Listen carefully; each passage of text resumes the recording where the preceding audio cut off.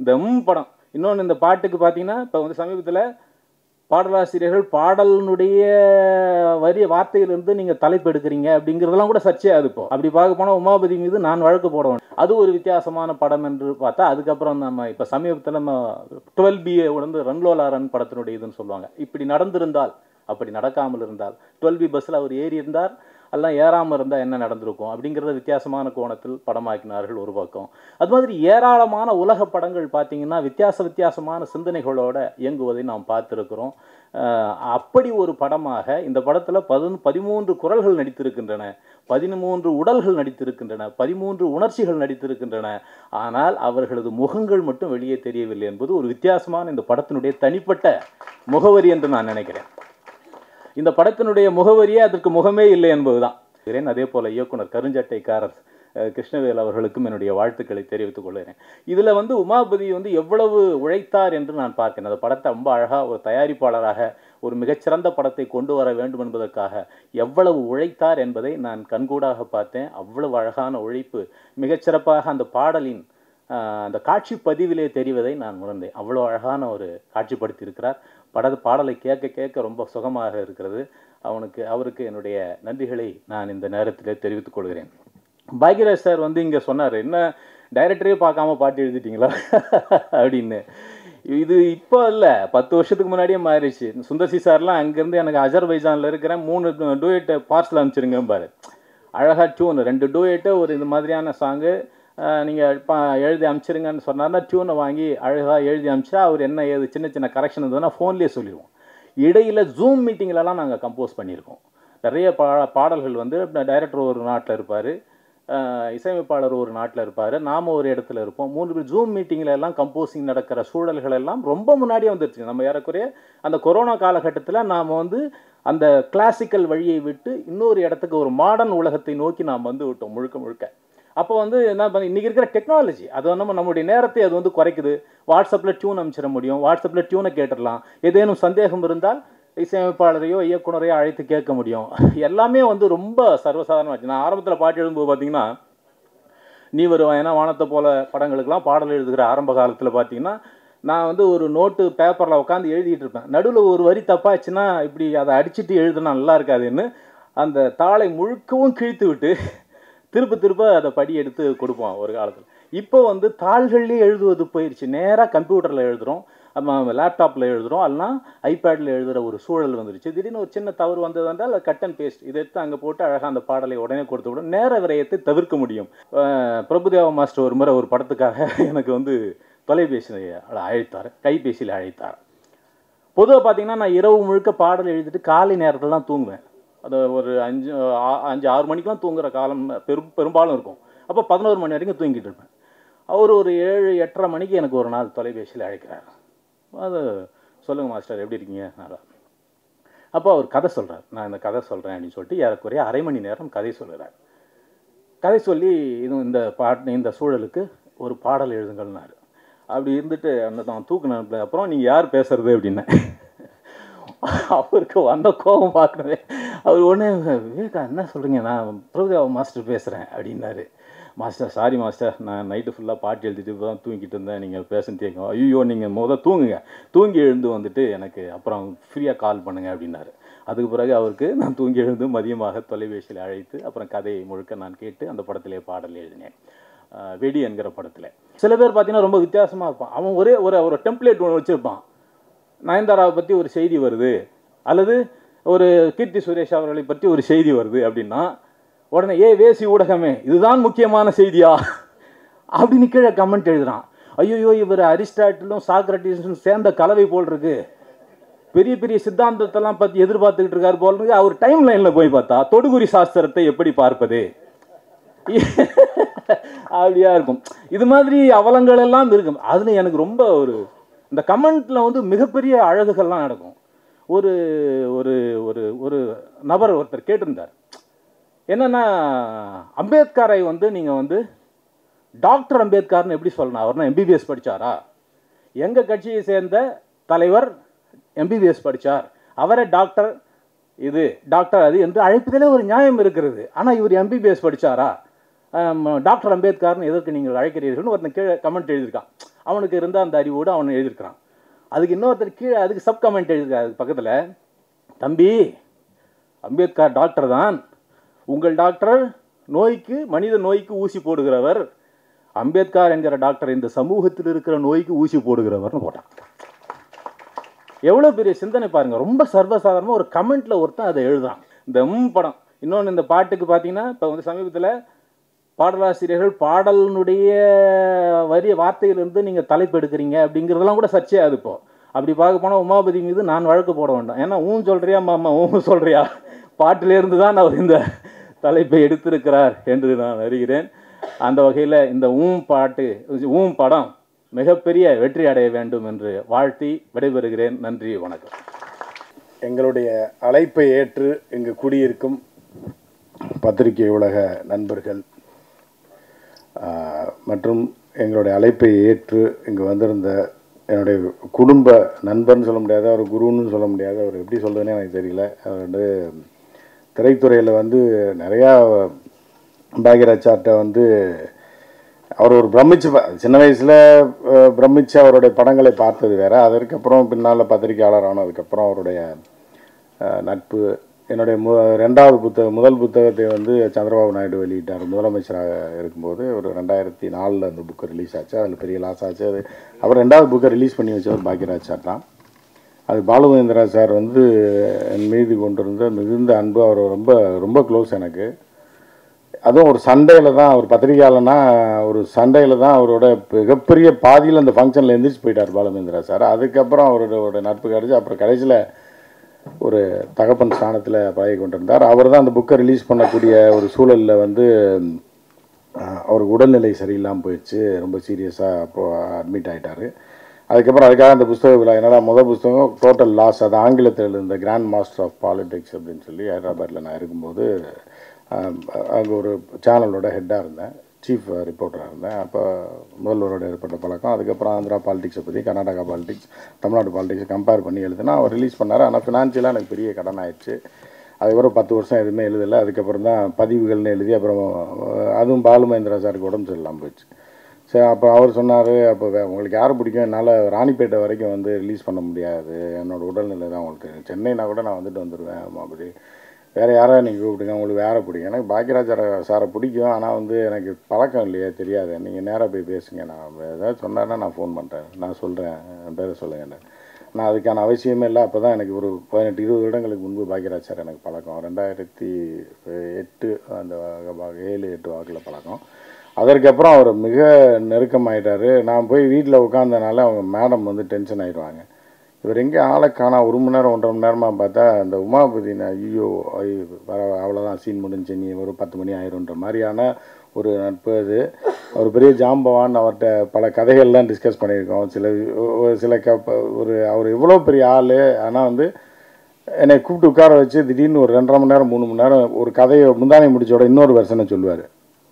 இதாங்க பண்ணது அப்படின்னு சொல்லி கடைசியாக இது பண்ணுவார். அந்தளவுக்கு என் மீது அன்பு கொண்டவர். அதே மாதிரி இன்டர்நேஷ்னல் பாலிடிக்ஸில் எதுவாக இருந்தாலும் சரி, ஏதாவதுன்னா கேட்பார். அவருக்கு எனக்கு உள்ள நட்பு ஒரு நீண்ட நட்பு. அதனால் எந்த நிகழ்ச்சியாக இருந்தாலும் சரி, அவர் இல்லாமல் நடக்காது. என்னோடய ஃபேன்ஸ் மீட்டுன்னு சொல்லி அரம்நாடு பத்திரிகையில் ஏதோ ஒன்று நடத்துகிறாங்க. அப்போ கூட சார் தான் இருந்தார், திரு அமீர் அவர்கள் வந்திருந்தாங்க. ஸோ அதே மாதிரி என்னுடைய குடும்ப நண்பரான விவேகா, அதே மாதிரி இயக்குனர் கிருஷ்ணவேல். இந்த படம் எப்படி ஆரம்பிக்கப்பட்டது அப்படின்னா, கிருஷ்ணவேல் என்னுடைய நண்பர். அது சமீபத்தில் இந்த யூடியூப் காலங்களில் ஜீவா டுடேயில் பேசிகிட்டு இருந்தோம். அதுக்கப்புறம் அந்த இதை வைத்து ஒரு நட்பு.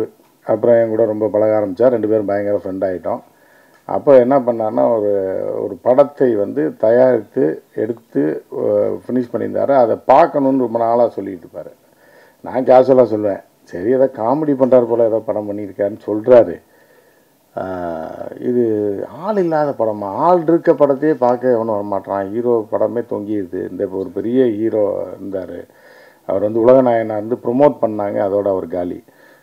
அவர் சர்வதேச விண்வெளி நாயகன். நாங்கள் சும்மா பேசி இருப்போம் யூடியூப்பில், இவர் எப்படி விண்வெளி நாயகன் ஆக்கிடலாமேன்னு. அதுக்கு அடுத்து வரணும் மணிரத்னம் எப்படி தெரிஞ்சு வச்சார், அவரை வச்சான்னு தெரியல, விண்வெளி நாயகன்னாரு, ஸ்பேஸுக்கு அனுப்பிட்டாங்க அவரை. அந்த படத்தோட. ஸோ அப்படி படங்களே ஓட மாட்டேங்குதுன்னு கிருஷ்ணவேல் பண்ணியிருக்காருன்னு பார்த்தா ஒரு நாள் பாருங்கள் ஒன்று சொல்லிட்டே இருந்தார். ஒரு நாள் கேஷுவலாக நான் பல விஷயம் பேசிக்கிட்டு இருப்போம், அரசியல் தான் பேசுவோம் அதெல்லாம் ஒரு நாள் ஒரு படத்தை வந்து ஒரு ப்ரிவியூ மாதிரி காட்டினா பயங்கர இன்ட்ரெஸ்டிங்காக போச்சு.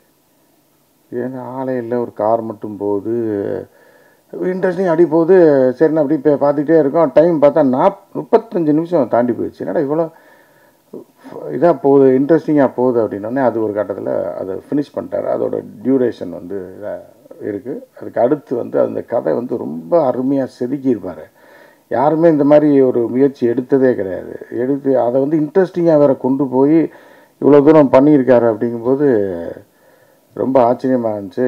அப்போ என்ன பண்ணலான்னு சொல்லி அப்புறம் டிஸ்கஸ் பண்ணியிருந்தோன்னே, சரி இதோட இன்னும் ஒரு 40% ரீப்ரொடியூஸ் பண்ண வேண்டிய ஒரு கட்டாயத்தில் இருக்கும். அப்போ எங்கள்டெல்லாம் பெரிய கோடிக்கணக்கில் லட்சக்கணக்கில் காசு இல்லை, அப்படி போயிட்டுருக்கு. அப்போ வந்து ஒரு நாள் என்ன பண்ணேன், இது திடீர்னு ஒரு நாள் பேசி ரீப்ரொடியூஸ் பண்ணி சேர்த்துடலாம், வேறு ரேஞ்சு கொண்டு போயிடுவோம் அப்படின்ட்டு. ஸோ இப்படி நிறைய நண்பர்களோட உதவியோடு இதை முடிச்சிருக்கோம், அந்த படத்தை முடிச்சிருக்கோம். இதுக்கு முன்னாடியே நம்ம பண்ணியிருக்கலாம். இந்த ப்ரொடக்ஷனை பொறுத்தளவுக்கு நம்ம ஒரு பத்திரிக்காரனை பார்த்துருப்போம், சில பேர் வந்து ப்ரெஸ் மீட் வைப்பான், எல்லாத்தையும் சொல்லுவாங்க. இப்போ பூஜை அன்னைக்கு பார்த்தீங்கன்னா பேசுகிறது வேறு மாதிரி இருக்கும், ஆனால் அந்த படமே எடுக்க மாட்டாங்க. அது ஒரு பப்ளிசிட்டிக்காக, ப்ரெஸ்ஸில் பேர் வரும் அப்படின்றதுக்காக எல்லாம் பார்த்துருக்கோம். அதை நம்ம பத்திரிக்கையாளராக பார்த்துருக்கோம். ஸோ அப்படிலாம் இருக்கக்கூடாது. படத்தை முடித்து விட்டு தான், படத்தை ஃபஸ்ட் காப்பி அவுட்டு எடுத்துட்டு தான் இந்த படம் பண்ணுறோன்னே யாருக்குமே தெரியாது. கிருஷ்ணவேலு அது வரைக்கும் சொன்னதே கிடையாது.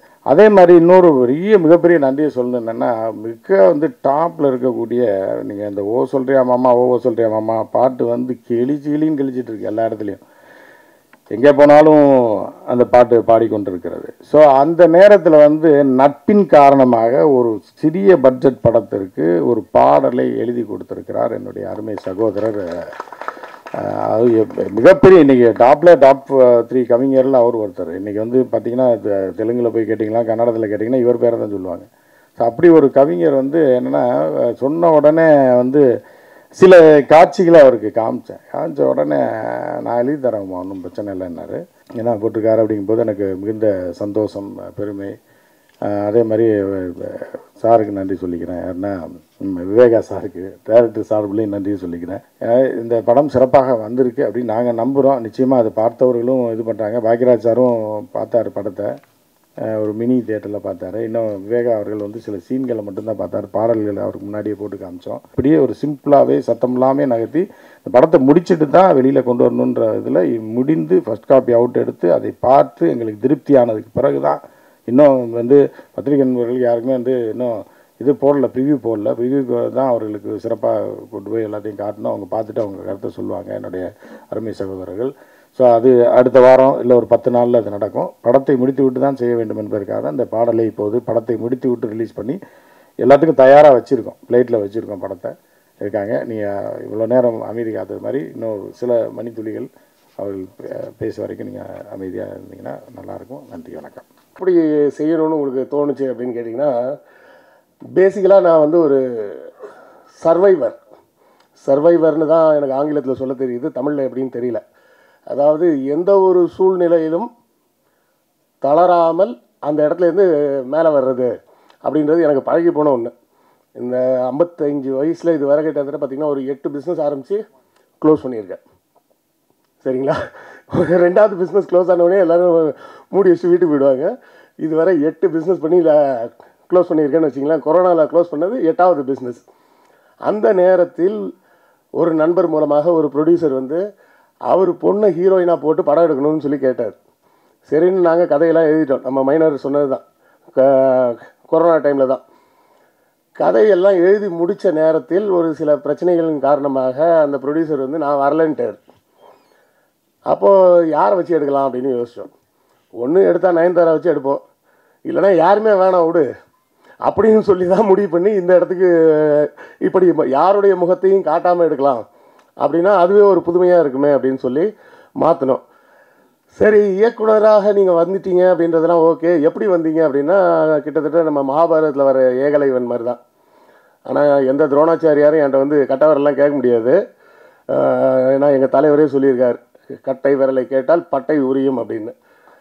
அது ஒரு பக்கம் இருந்தாலும் இருக்கக்கூடிய அந்த துரோணர்களின் எண்ணிக்கை ரொம்ப ஜாஸ்தி. என் கை விரல் மட்டும் பத்தாது, கால் விரலையும் கட் பண்ணி கொடுக்கணும். அதுவும் பத்தாதுன்னா உமாவதிட்ட கடன் வாங்கி வேறு கட் பண்ணி கொடுக்கணும். அவ்வளோ பேர்கிட்டேருந்து எடுத்துருக்குறோம். எத்தனை பேர் கவனிச்சிங்கன்னு தெரில. முந்தான முடிச்சின்னு ஒரு படம், பாக்யராஜ் சாரோட படம். அந்த படத்தோட ஹீரோவாக அவர் தான் நடிச்சிருப்பார்.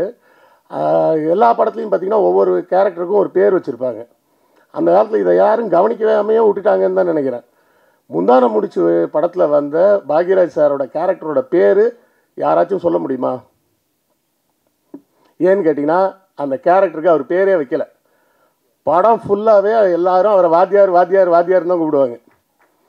அந்த படத்தில் நான் கடைசி கிளைமாக்ஸ் சீனில் கண்டிப்பாக சொல்லிவிடுவாங்க அப்படின்னு எதிர்பார்த்தேன். ஏன்னா ஊர்வசி போய் குடும்ப கட்டுப்பாடு ஆப்ரேஷன் பண்ண போயிருப்பாங்க. இவர் போய் அந்த ஹாஸ்பிட்டலில் அவங்கள கூப்பிட்டு வர்றதுக்காக போவார்.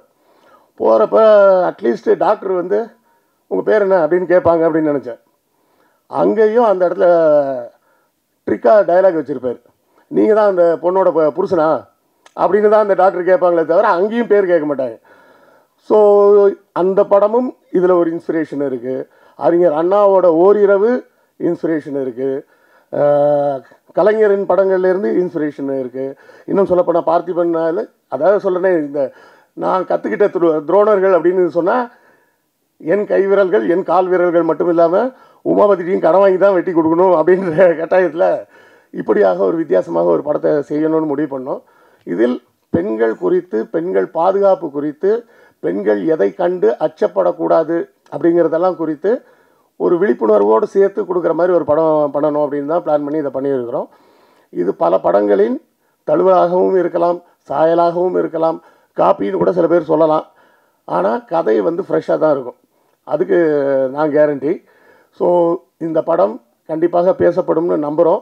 ஏன்னா ஒரு கிரியேட்டராக நான் பாசிட்டிவாக தான் எதிர்பார்க்க முடியும். படம் திரைக்கு வந்த பிறகு உங்கள் ஆதரவுக்காக காத்திருக்கிறோம். இன்னும் நிறைய பேசலாம், இன்னும் நண்பர்கள் பேச வேண்டி இருக்குது அப்படின்றதுனால நம்ம இதோடு இதை முடிச்சுக்கலாம். மீண்டும் மற்றொரு சந்தர்ப்பத்தில் இன்னும் விரிவாக பேசலாம். நன்றி, வணக்கம்.